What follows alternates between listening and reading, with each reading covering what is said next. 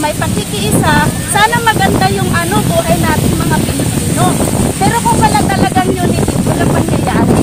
Puro lang ngawa, puro lang ngawa. Nandyan pa ang mga LGU, DSWD. Alam niyo, sa totoo lang ako bilang OFW, marami akong reklamo dito sa Pilipinas. Hindi ko sinisiraan ang Pilipinas, pero pag nandito ako sa Pilipinas, parang ang hirap-hirap mabuhay dito sa Pilipinas.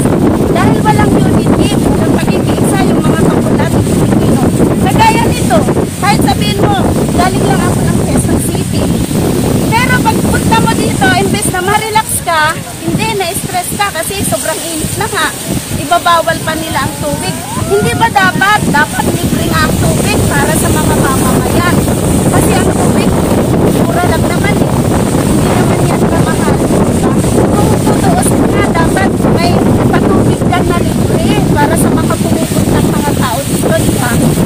Tignan nyo, napapaos ako kasi anong oras ako pumunta dito. Hanggang ngayon, di ba ako nakakainom? Bakit? Kasi bawal ang tubig dito sa loob.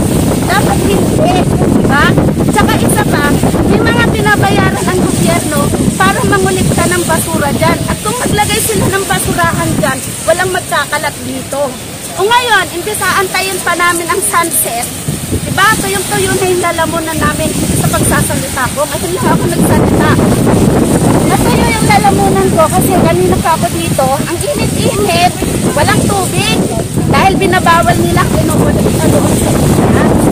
Wala naman binibigay na libre dito. Sana may tiyag-tiyag lang sila dyan. Libre sa tubig, diba? Pero wala. Kawawa naman yung mga kapwa ng mga Pilipino, diba?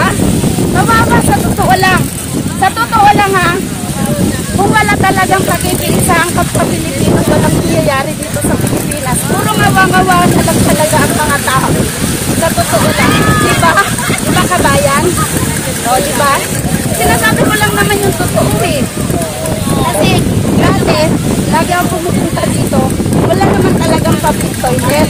Ngayon, nung nagpagawa ng public toilet dito, dahil yung public toilet doon, matagal ng sarado, diba? Pero ngayon, hindi matagal ng sarado yun. Hindi pinapagamit. Matagal na panahon na yung nandun sa dulo. Ngayon ito, nung pinagawa, matagal na yan.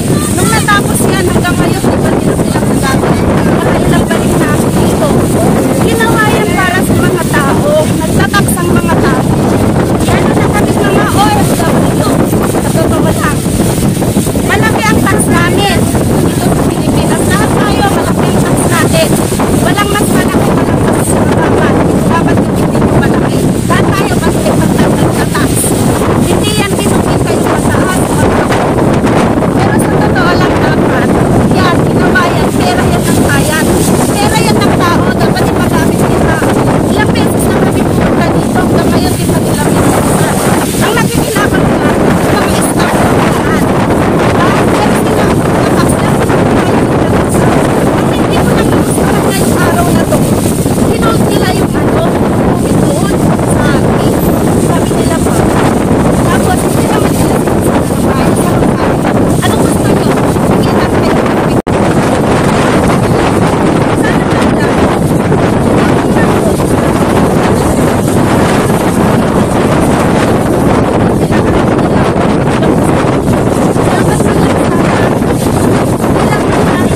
Sana mamamayang Pilipino. Itong tulong na establish na to para sa lahat.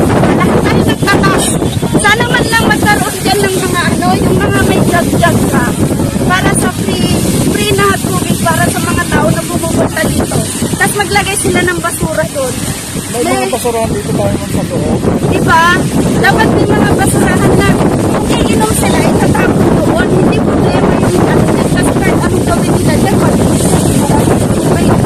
stock yan eh, galing sa dagat eh. Tapos bagawalan nila yung mga tao na pupunta dito. Kainit-init. Kainit-init. Naiintindahan ko kabayan. Lahat tayo nagtatak. Nagbabayad ang gobyerno ng tagalinis dito. Ilang beses yan maglinis sa loob ng isang araw.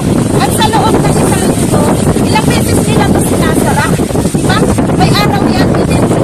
May araw na sarado kasi serious talaga. Kaya hindi nila dapat dahil hindi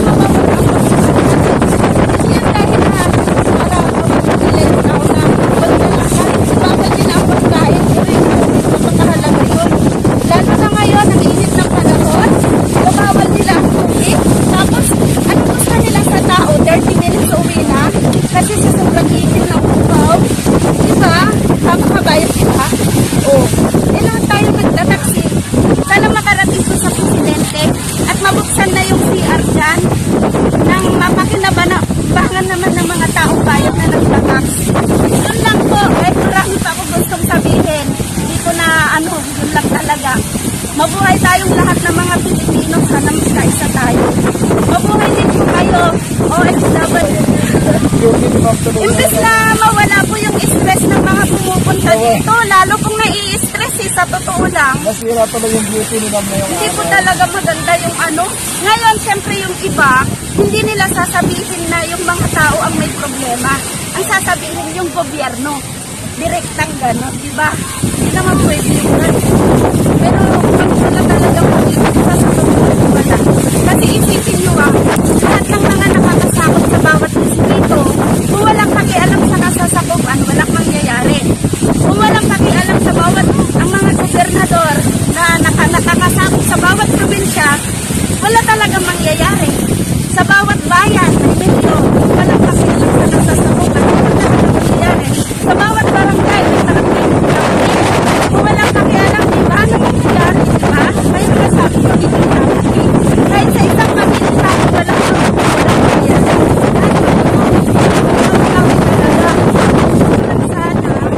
Ano yung para sa mga kababayan, ibigay naman nila, di ba?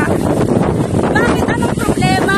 Pera ng taong bayan yan, pera natin lahat, di ba? Bakit hindi nila ipagamit? Yun lang talaga. Ngayon lang talaga ako. Totoo lang. Ipilitin ko na lang magpapagpapagpapag at paano. Kasi, kailangan masaya pa rin eh. Di ba, kabayan? Kahit dumarating mo itong ano, sa totoo lang tayo magsalita, di ba? Hindi bali nang kurakot, basta may nangyayari. Hindi bali nang nangurakot kayo, basta meron din nakitang laban sa mga kailan namin na pupunta sa gobyerno, di ba? Oh, give and take na lang, di ba? Hindi ko sinasabing direkta na ano, di ba? Sa totoo lang kabayan, walang problema kung gusto nila mangurakot. Mangurakot sila. Pero dapat magbigay din sila para sa taong bayan. Di ba kabayan? Tama. Yung para sa rights natin.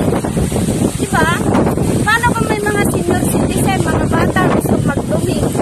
Tama ba na ang ganda-ganda ng CR natin, tapos ang ibibigay sa atin yung cubicle na ganon, napupuno ng ihe, ng tangki-tangki? Akala ko ba, ano tayo ng turista? Di ba nakakahiya sa mga turista? Na mapupuno ng ihe sa mga ganon? Wala naman tayo sa ibang bansa na malalayo ang mga bahay, tapos ang mga ganyan yung park. Nandito tayo sa sarili natin bansa, karapatan natin gamitin yan. Ang tagal-tagal na natapos yan eh. Hindi pa nila magamit hanggang ngayon. 2 years diba? na yan?